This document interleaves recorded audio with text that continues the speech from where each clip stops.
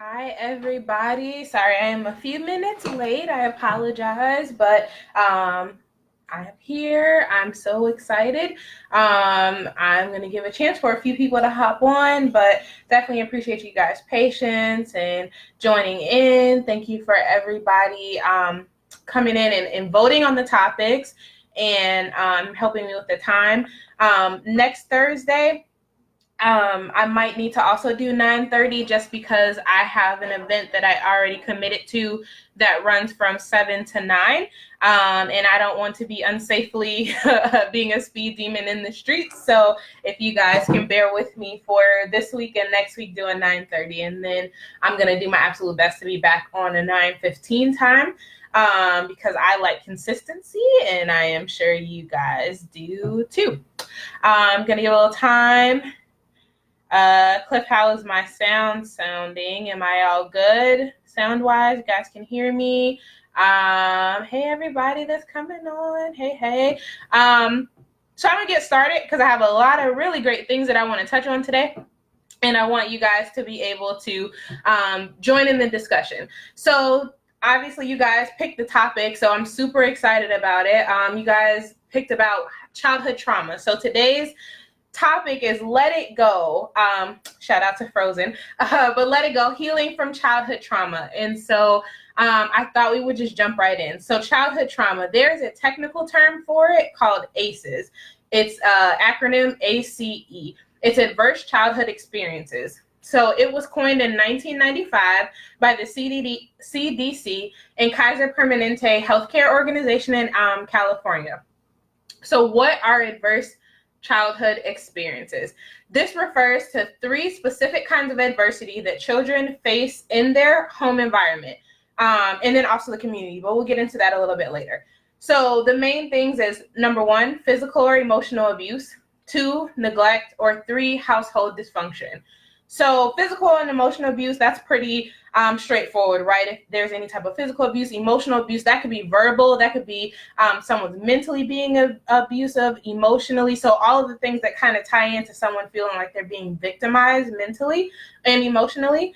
Neglect. So that's not just leaving somebody in an empty house, right? It might be that you're neglecting to validate that person's emotions. They're feeling completely alone, not only physically, but emotionally and mentally as well. So neglect takes various forms.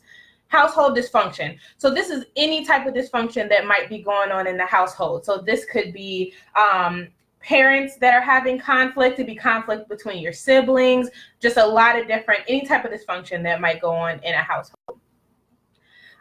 2 of the key findings from the studies about ACEs were that ACEs are quite common even among middle class. So adverse childhood experiences didn't have any special class. It wasn't just lower class. It wasn't just, people were experiencing extreme poverty, though we do see that has a greater probability for some other things, and we'll talk about that a little later, but even middle class. So more than 2/3 of the population report experiencing at least one adverse childhood experience, and nearly 1/4 of the population has experienced 3 or more. There's a powerful and consistent and persistent connection between the number of adverse childhood experiences, or those ACEs, experienced and greater chance of poor outcomes later in life. So what does that mean? The more adverse childhood experiences that you're having, the greater probability that you're going to have poorer outcomes in life. That might be an increased risk of heart disease, diabetes, obesity, depression, substance abuse, and that's just to name a few. So the greater probability for you to experience these negative things is if you're having these things happening in your childhood. So ACEs lead to something called toxic stress.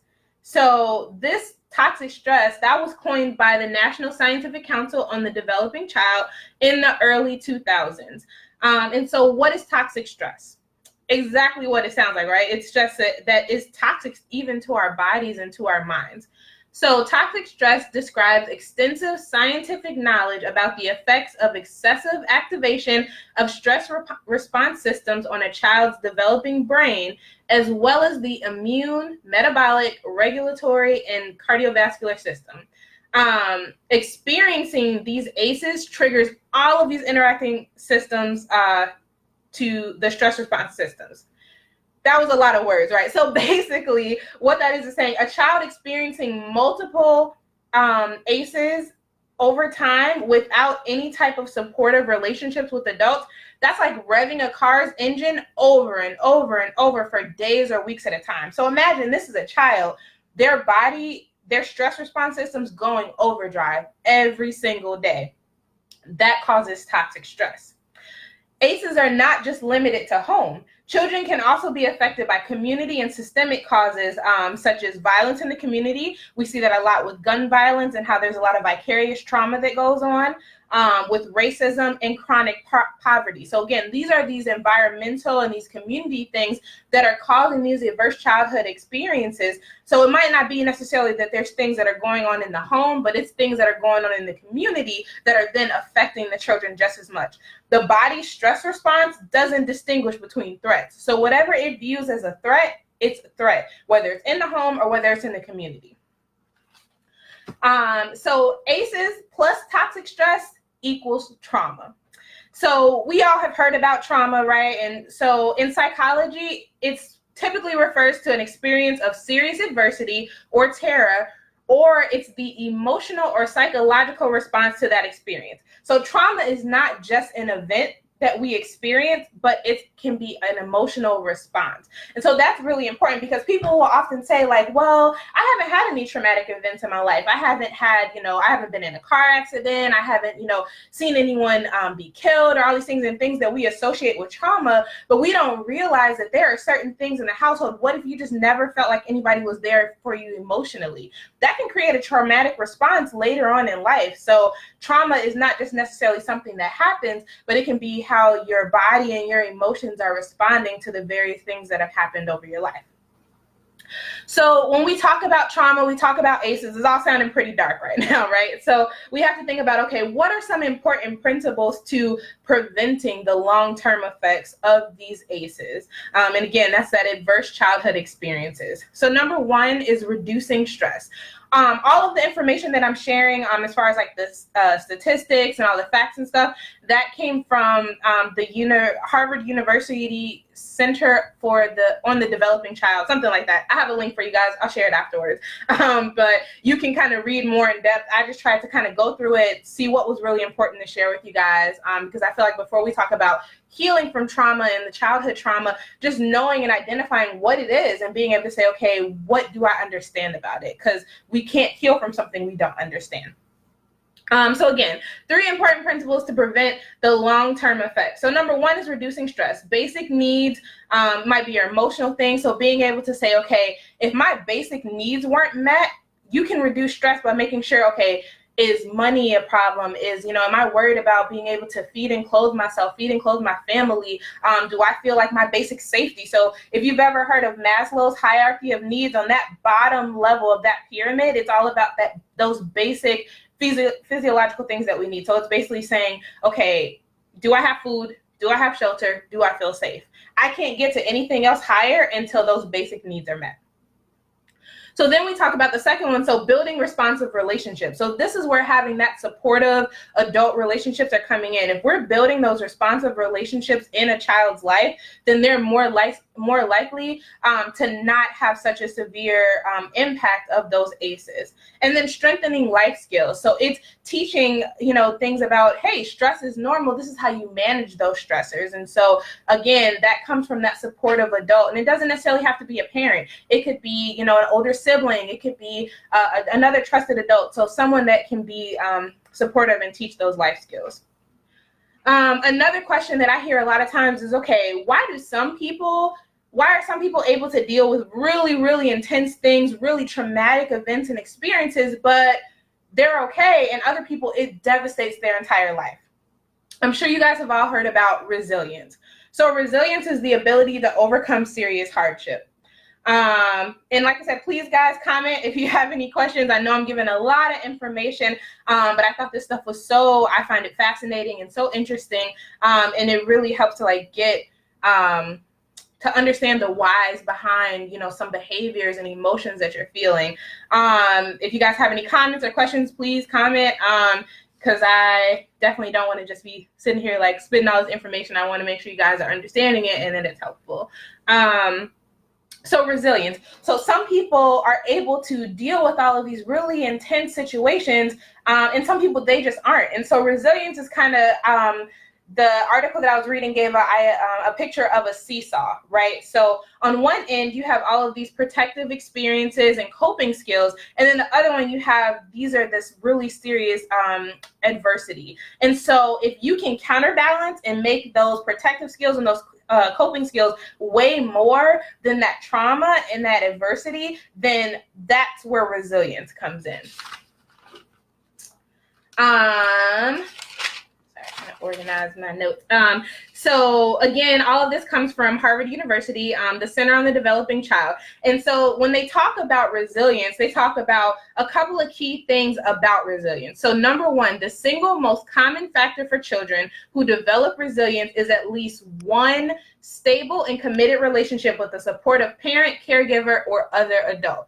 It only takes one relationship to help build a child's resilience. So whereas some people think, okay, well, I got to have this huge community of people around me. That's great. The more, the merrier. But if a child has just one stable, supportive relationship, that can help build that cornerstone of resilience for them and helping to counterbalance all of that trauma and those adverse experiences that they had. Children who do well in the face of serious hardship typically have a biological resistance to adversity and strong relationships with the important adults in their family and community. So it is not either or. When I first went to school and, it was all like, okay, is it nature? Is it nurture? Is this? And I've always believed that it's nature and nurture. I believe that you can't just look at what a person is predisposed to genetically or biologically. The environment absolutely matters. So I could be the most resilient person in the world, but if I don't have anyone on the outside in my community saying, okay, I'm supporting you, I'm here for you, or whatever, that's not going to mean much, right? But when you partner those two together, then that means that your resistance, I feel like, exponentially grows like 100 times, because now not only do I have what I was, came here to this earth with, but I also have those people who are surrounding me. And again, it only takes one. Just having one stable adult in their lives makes a world of a difference for a child. Yes, Jasmine, yes, absolutely. Makes a world of a difference. And then number 3 is there's a common set of factors that predispose children to positive outcomes in the face of adversity. So they found that you'll have more positive outcomes if you have these factors. So number 1 is a facilitating supportive adult-child relationships. So again, creating that relationships. I don't care if it's an aunt, if it's a parent, if it's somebody at the school, a counselor, no matter what. If you have one stable adult relationship that is saying, okay, I'm supportive, and that child feels like they have support, that helps to set them up for resilience.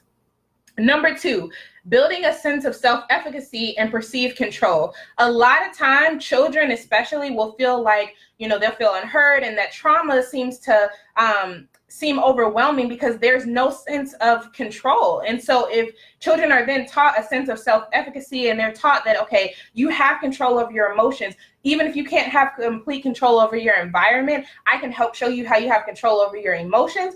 That's a power that you give them that no one can take away. One of the things I teach my clients all the time, especially those who deal with anxiety, is anxiety feels like you're out of control. But if you're able to say, okay, this is what I can control me. Now you've taken back the power from the situation, because you're saying, okay, I can regulate my mind and my emotions, and I can, meet them head on rather than just being kind of like lost in the wind to all of the circumstances that are going on. Number 3, providing opportunities to strengthen adaptive skills. So again, that's teaching coping skills. And coping skills isn't, a lot of people think like, oh, coping skills, that's journaling, or that's, I'm going to go do a spa day because I'm feeling stressed. No, for a child, a coping skill might just be, okay, I need to know how to deep breathe. So if I'm feeling like out of control, if I know I go sit in this corner and I cross my legs, close close my eyes and take a few deep breaths. I know it's going to help to regulate the anxiety that I'm feeling. Teaching coping skills can start very, very young.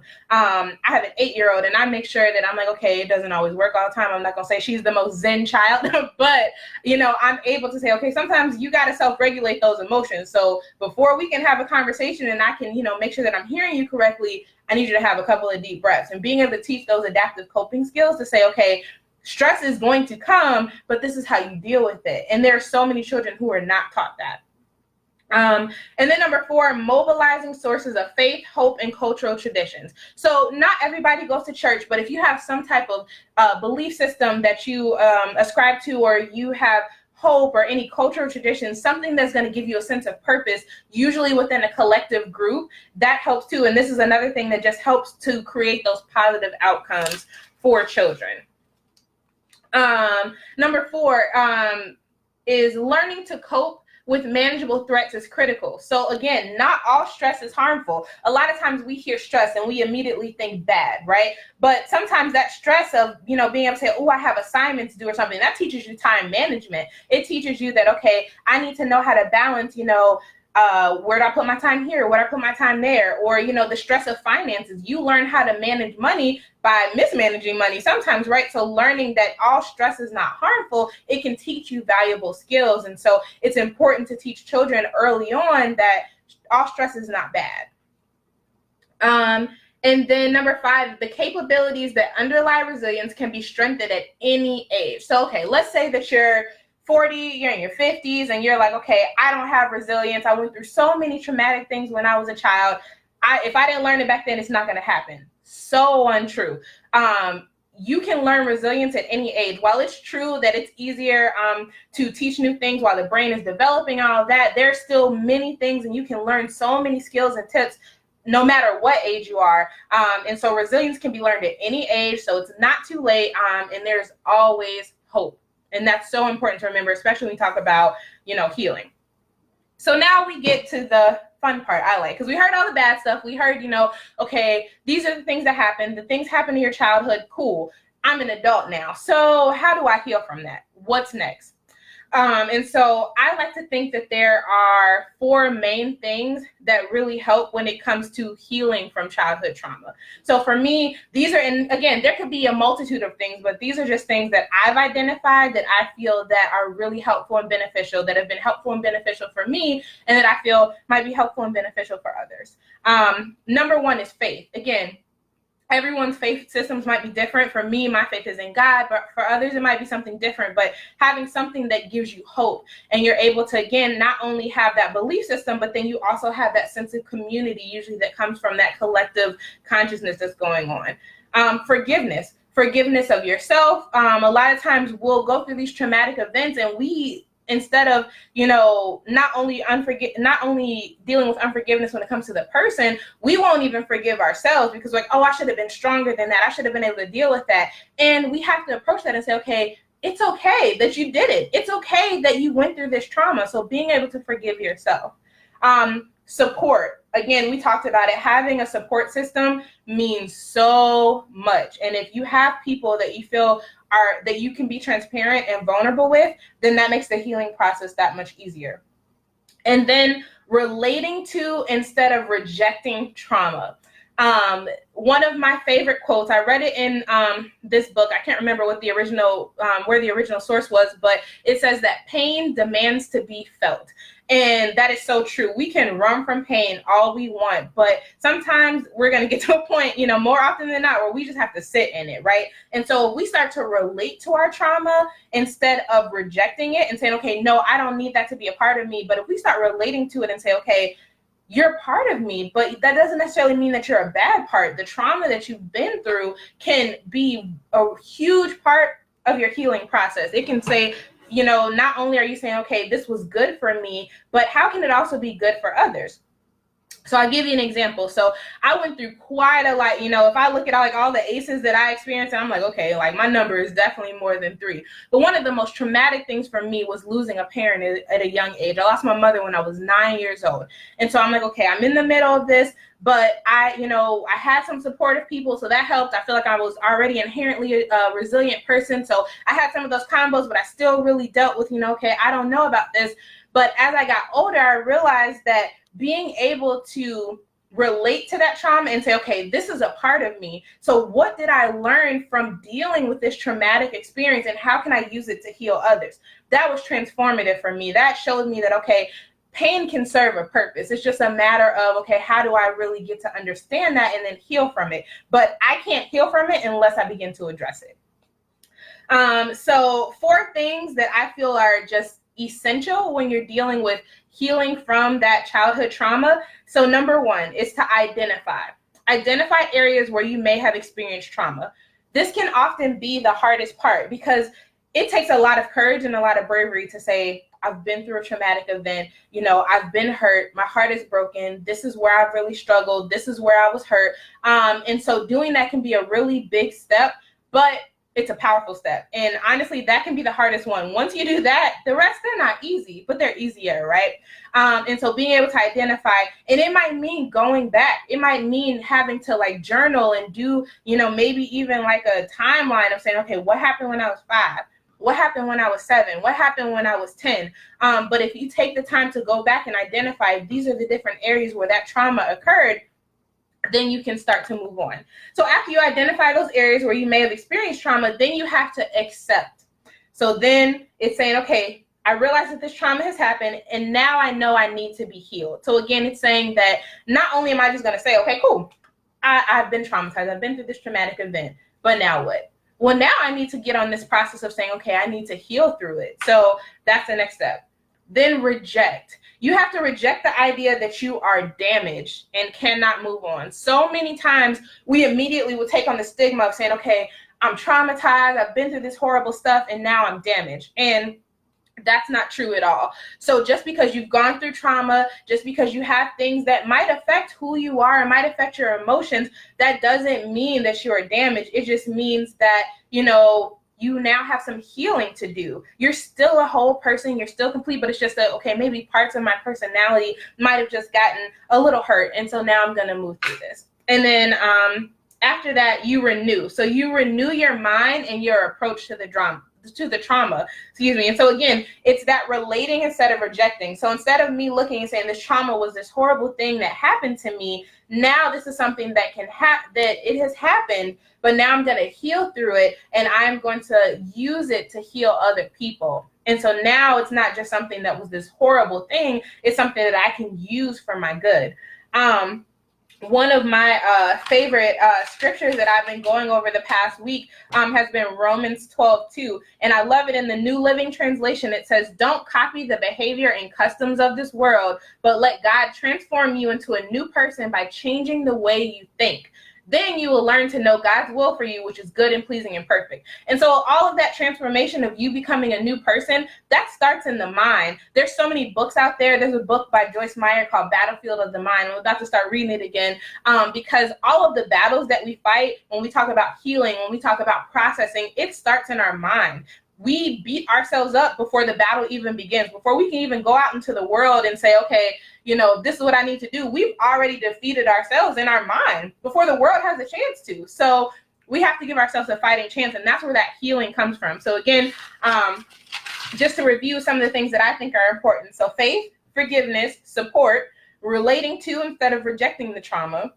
And then when through your healing process, you have to identify the areas where you may have experienced trauma, accept that the trauma has happened, that you now need to heal, reject the idea that you're damaged or cannot move on, and then renew your mind and approach to the trauma. So that was a lot of information. That was a lot of me talking. I would love to hear some feedback from you guys, any questions, any experiences, because again, we've all, like you said, trauma, those adverse childhood experiences or those ACEs, they're not limited to one population or one type of person. Everybody experiences something, right? Especially in our society, when we talk about those community things and those systemic things, like we are all exposed to violence. We are all exposed to racism and chronic poverty and things like that. So we're almost, no one is exempt. So we all can, find some good from choosing to intentionally heal. So yes, I've just been talking. So please let me know some of your feedback, some of your comments, some of your questions, anything that I might have touched on that you want more information about. And yeah, let me know, because again, this is a topic that is near and dear to my heart. I think that, especially for those of us who work with children, work with families, it's so important to know that it's never too early to start putting those preventive measures in place, because we want to build healthy adults, right? And even if you are an adult and you've not dealt with this trauma or these, childhood experiences, just knowing that it's never too late. There's always a chance. Until your breath is gone, there's a chance for healing, and there's the opportunity to work through these things and to turn them into purpose. So I'm gonna see, does anybody have any questions or comments?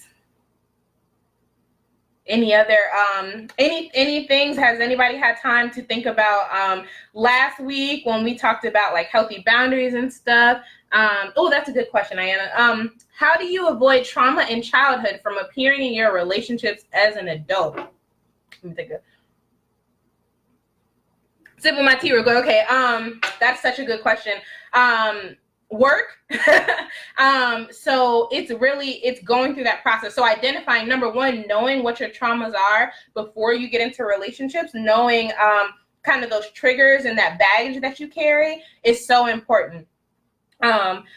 So I'll give I'm trying to think of a good example. So for me, I had a lot of issues in my childhood with like rejection and abandonment and feeling like a lot of people that were close to me would be stripped away. So that would manifest in my relationships where I would feel like, I don't want to let a person too close because I'm worried that they're going to leave or something like that. So I began to see a pattern, and then I said, okay, that's not healthy. So I had to identify those unhealthy patterns and say, okay, maybe the root of that is not necessarily that I don't trust people, or it's not necessarily that I don't want to let people in and I don't want to create these vulnerable relationships. So I had to go back and see the root and say, okay, it started in my childhood. It started from these situations happening and this person not being there for me. So then that caused me, I have to do that mind renewal and say, okay, I can't go into every relationship feeling like rejection or abandonment is going to happen. So either I'm going to keep allowing these relationships to suffer, or I'm going to do some work in me to say, okay, now I know what the root is, so now I'm going to deal with that. So then I started studying, okay,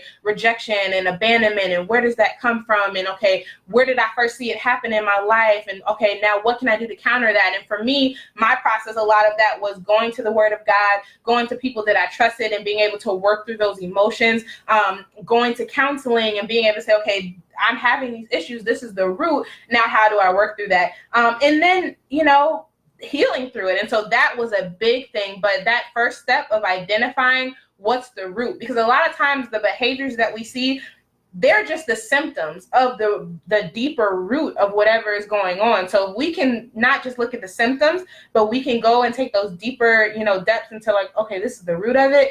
Then that's where we'll see. And then your relationships will change. Absolutely.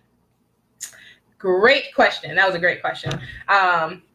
But yeah, we see and I think that's one thing that we know too, is like, we know when we're in unhealthy patterns, right? We might not be willing to put ourselves on blast, but we know, so it's then when you decide, okay, when is enough going to be enough? Like, I don't want to keep repeating these patterns. I don't want to keep staying in these relationships that I feel like are failing, or I don't want to keep staying, even in friendships, I have to realize like, or even if we look at it generationally, I don't want to not know how to deal with my stuff and then keep raising generations who don't know how to deal with our stuff, because that's how we were socialized, right? The generations before us, they didn't know how to deal with stuff. It was kind of like, you just suck it up, you deal with it. We don't talk about our emotions, you know, stuff like this in like the 50s and the 60s. Like, you don't go in front of the whole world and talk about, this is where I was traumatized and I'm trying to heal from it. No, you have to raise a family. You have to do this. And so just being transparent and being vulnerable goes a long way. And because now we live in a society where it's becoming more normal, this is a key time for us to be healing and working through these things. So yes, but that was a great question. Any other questions or comments? Oh, I was saying before Ayana asked her question, has anyone implemented some of the healthy boundaries we talked about last week? I'd love to hear if anybody had any success stories. We talked about healthy boundaries and how to use those with our, you know, family and friends and loved ones. So yeah, anybody else have anything on your mind?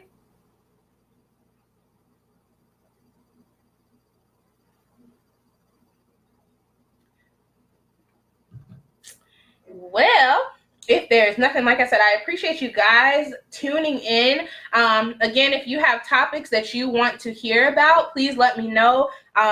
Usually by Monday or Tuesday at the latest, I will put them to a vote so that we can vote on what's going to be next Thursday.